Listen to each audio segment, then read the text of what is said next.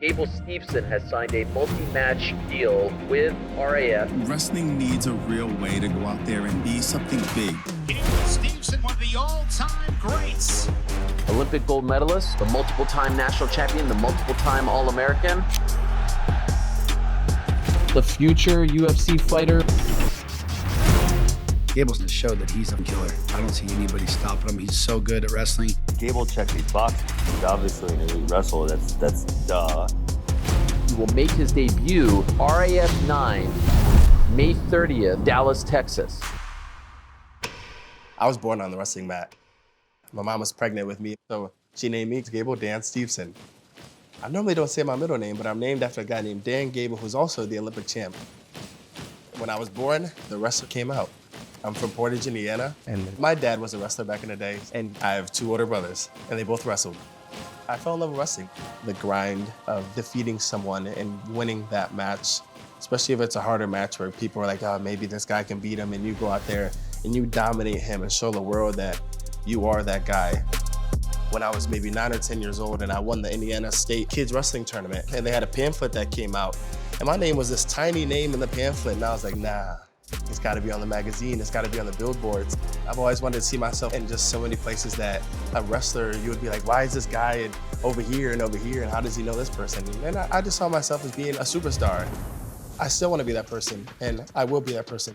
You know, we didn't come from much, we didn't come from the riches and everything that many people may come from. It's not a struggle story, but it's a story that you gotta grind and you gotta make it. When I was 9 years old, my oldest brother passed away. He was 21. And from that day, I think it was how can we live on as a wrestler, because he was our guiding factor. I did everything and won everything and had him attached to me for the longest time possible. And he's still attached now. If he was watching, you know, how big and great can I be? I put all my marbles in wrestling. I just kept winning and keep winning. You kind of see the top of the mountain coming and you don't want to hit that peak yet when you're in high school. To make my career better, I moved to Apple Valley, Minnesota, compete in the top wrestling high school in the country. I won 4 state titles. And then when I came to the University of Minnesota, it was a once-in-a-lifetime experience as a wrestler. We call this heavyweight U because every heavyweight wins a national title, and we keep that tradition going. 2-time national champ, 4-time Big Ten champion, 2-time Hodge Trophy winner. I'm the only heavyweight to ever do so. I hold the best Minnesota record for wins ever, and I'm a 3-time world champion.